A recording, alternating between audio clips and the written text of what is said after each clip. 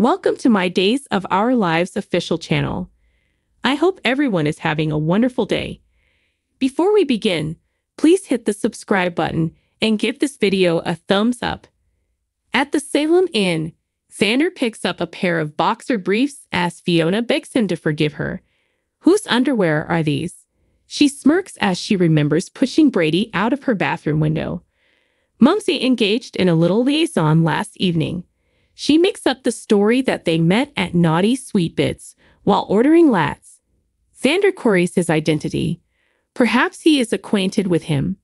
An energized Brady and Alex meet in small bar. He lets loose about Theresa, and he believes that's the reason Brady is back in the bottle. Brady maintains that all he's consuming is club soda. Alex, who is sipping scotch, sighs glibly that he doesn't have to call Maggie on it. They raise a glass to being losers who weren't worthy of a mention in Victor's testament. And to Theresa, Alex continues, "It will be too soon if I never see her again." Brady sips uneasily. A heartbroken Stephanie informs Kayla that Everett has passed away in the hospital. She sobs because she believes she could have done more to rescue him. Bobby had authority over her, and she ought to have acknowledged that sooner. She breaks down in tears as he tells her how Everett came back to tell her he loved her, but she was never able to respond. John is bound to a chair in a plain room, his head lolling. Jack kneels in front of Chad as he releases his wrist cuffs. Chad kicks open a door in a plain corridor in Poplar Bluff. John is tethered to a chair in front of a wall of windows in an almost empty room. Over his left eye, there is a gash. Jack and Chad take off his shackles. John claims to be dazed and disoriented, believing himself to be in Greece. Jack gives him his phone so he may make a call to Marlena, who is finding out about her husband's disappearance via Steve. Fiona is certain that Xander is unaware of her new acquaintance in her room. She resumes her admonition to give him another opportunity to be the mother he deserves. Xander admits that he has harmed individuals and has had to ask for pardon. He values her efforts to maintain her sobriety and sanity. Thus, indeed, I absolve you. She gives him a heartfelt hug. Kayla asks Stephanie over to her and Steve's house while they are in the hospital. Stephanie claims to have returned to the apartment she shared with Chad. The fact that Kayla is there with all those memories bothers her. Stephanie is aware that Chad just wasn't prepared to let go of Abigail. Perhaps there was a part of him that knew she was alive even then. John tells Marlena over the phone that he has come to terms with Katharina's passing as Chad searches the room. When he goes home, he will tell her everything. He wonders why Chad and Jack are there after hanging up. They elaborate on Abigail. Alex informs Brady at small bar that he will be returning to his flat. He bemoans the fact that suddenly everything he believed to be his is Xander's. Brady is aware of his annoyance. Brady acknowledges that his heart and mind have never aligned with Theresa when Alex brings her up. All he can say is that he's glad his mind won out and he didn't get too involved. Alex laughs at how completely immersed he is. Brady says he's beyond dating, but Alex quips that he may as well ask Kristen. Brady claims that although he and Kristen are radioactive, he and Theresa are poisonous. Fiona asks Xander at the Salem Inn when he plans to assert his birthright. Perhaps never, he answers. For years, Victor treated him like dirt.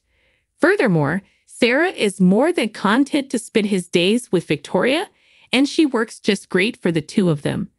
That doesn't sound like him, in Fiona's opinion. He makes the observation that she no longer really knows him. She is aware of his propensity for self-destruction.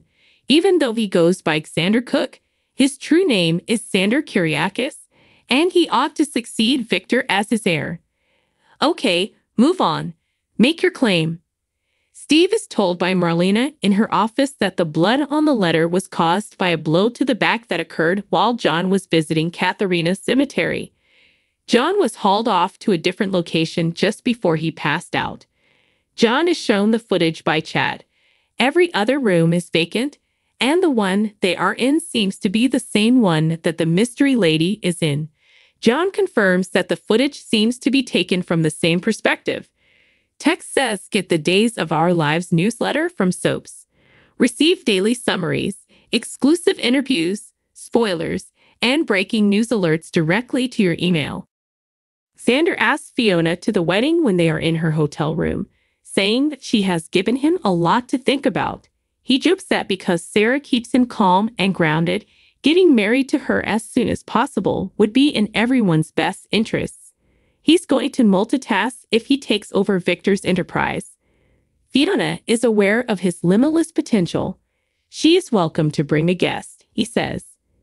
Brady texts Tate when he's at small bar, a couple empty drinks in front of him, saying he misses him. After taking a sip, he walks away. Alex glances at his nameplate and the framed picture of him and Theresa in the Titan office. Melancholy. He packs up his desk and trashes them both. Just before he leaves, Xander shows up. There's a little discomfort until Xander asks him to continue in some way. Alex says, "No, thank you," with conviction. Although he is confident that the firm is in capable hands, he knows where to locate Xander in case of any issues. He removes Victor's wristwatch. Maggie wished it for Victor's kid. That's who you are. Kayla returns to her workplace after comforting Stephanie, where she finds out about John. Then she shares Everett's story with Marlena. Just as Alex arrives at his apartment across the hall, Stephanie arrives at hers.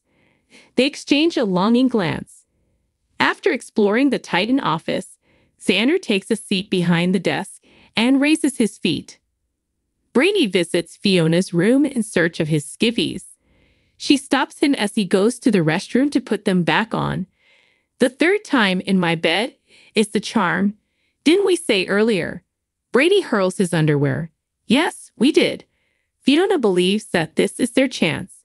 With a frantic kiss, they collapse into the bed. John enters the room and claims to have been unconscious, although he remembers someone giving him food. Chad is adamant about staying to see who these individuals are. John stumbles as Jack and John object. Reluctantly, Jack abandons Chad to drive John to the hospital, a bracelet that Chad finds on the ground. He looks it over and replies, "This is Abigail's." An energized Brady and Alex meet in small bar. He lets loose about Theresa, and he believes that's the reason Brady is back in the bottle. Brady maintains that all he's consuming is club soda. Alex, who is sipping scotch, sighs glibly that he doesn't have to call Maggie on it. They raise a glass to being losers who weren't worthy of a mention in Victor's testament. And to Theresa, Alex continues, "It will be too soon if I never see her again." Brady sips uneasily. Thanks for watching. If you like this video, so please don't forget to subscribe my channel and don't miss any updates.